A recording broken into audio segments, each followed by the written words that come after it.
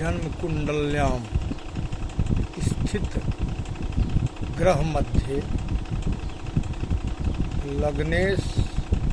लग्न दृष्टियुत तत्त फल। देखिए कहा गया है एक ही माता पिता का यदि 4 संतान है, चारों चार रंग का हो जाता है और चारों में रंग रूप, इसके बाद जो है सो उसका गुण पृथक पृथक, विद्या बुद्धि सब। ऐसा क्यों होता है? ऐसा इसलिए होता है जिस समय में माता पिता ने जन्म दिया उस समय में पिता जो है सो का आचार विचार उस समय में कैसा था। आचार विचार 5 तरह से लिया जाता है। वो योनि भी होता है, सिंह योनि, मार्जार, सर्प और जो है सो स्वान योनि तो कभी गया, गज, ये सब, और स्वान कुत्ता हुआ। ये सब योनि क्यों लिखा जाता है? ऐसे योनि वैसे नहीं होता है जैसे स्वान योनि है। इस योनि में जो स्थित है स्वान कुत्ता, तो उसका शील, स्वभाव, गुण, आचार विचार कैसा है, तद सदृश ही मनुष्य को समयकालीन में जो है सो ऐसा जो है सो भाव आ जाता है। यदि उस समय में संतान का यदि पुरुष का ऐसा हुआ, अधान में वीर्य यदि महिला के गर्भ में गया, तो तदृश ही संतान होगा। उससे कोई उसको पिता माता का कोई गुण काम नहीं करेगा, ऐसे ही संतान पैदा होगा। यदि स्वान, यदि गज योनि ऐसा शील स्वभाव यदि उस पिता के समय में आ जाएगा तो वैसे ही होगा। यदि सिंह योनि के समान उसका गुणशील इत्यादि आ जाएगा तो वैसे ही होगा। गिदर का यदि शील स्वभाव आ गया तो वैसे ही होगा। तो इसलिए ऐसा संतान प्राप्त होता है।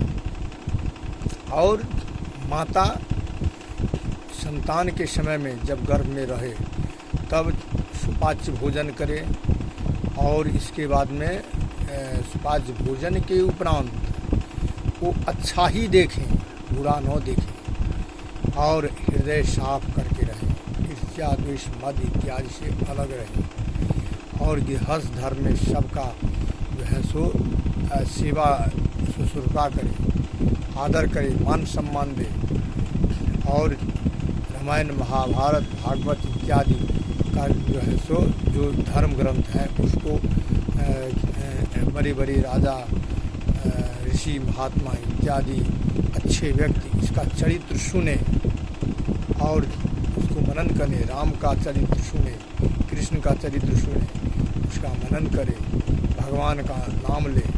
इससे क्या होता है तो धार्मिक संतान जो है सो उत्पन्न होता है, तो उसका धार्मिक प्रवृत्ति उसमें आ जाता है।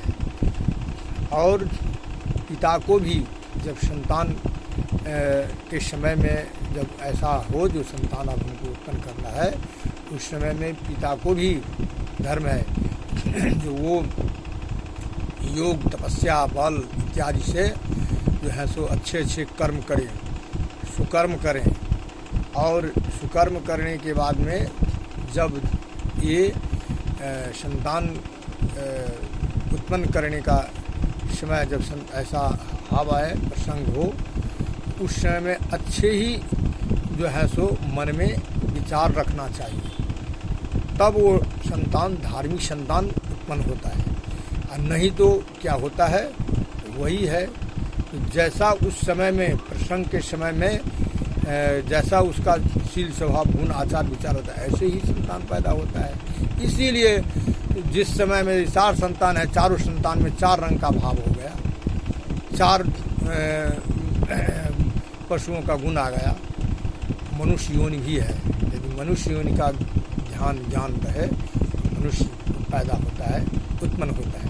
और मनुष्य का शील स्वभाव जैसा है वो होता है। यदि देव योनि भी है, यदि देवता के ऐसा उच्च हाव भाव शील स्वभाव रहे, देवगण भी है तो शील स्वभाव हाव भाव यदि देवता के समान रहे, तो ऐसे ही किसी को कल्याण करने के लिए तत्पर रहने वाला को ही देवता कहते हैं। नहीं तो देवता का कोई पूछ नंगड़ी नहीं है, या कोई देवता कोई भूलोक में भी देवता है। वो भूलोक का देवता कौन है? भूलोक का देवता है ब्राह्मण। लोक कल्याण के लिए ब्रह्मा ने पहले ब्राह्मण को सृष्टि किया। आने से पहले हम लोग जो आए हैं भूलोक में, तो हमसे पहले ये अन्न का सृजन हुआ, पेड़ पौधा का सृजन हुआ।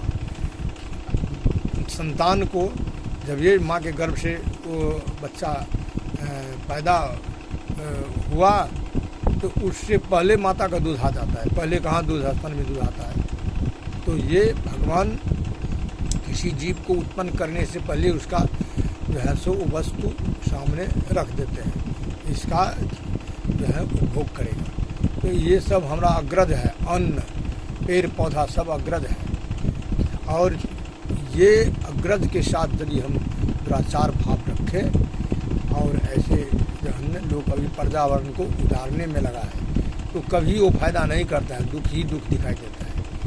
और ऐसे मानव जो है सो कभी सुखी नहीं होता है। तो गृहस्थ धर्म का पालन सबसे उत्तम पालन है। इसको पालन राम ने करके दिखाया, कृष्ण ने करके दिखाया। ये काहे नहीं लेता, कहता है राम कृष्ण साक्षात नारायण के अवतार थे, अभी भी है, नारायणी ही है। तो उसका क्यों नहीं जो है सो लोग से उनके आचार विचार गुण इत्यादि अपने जीवन में ग्रहण करें? तो लोग राम का शिष्य आचार विचार का ग्रहण नहीं करता है, रावण का करता है। लोग कृष्ण का नहीं करता है, कंस का करता है। लोग युधिष्ठिर का नहीं करता है, लोग दुर्योधन का करता है, न करता। तो वही नष्ट हो जाता है। अब वाणी बोलो नारायण।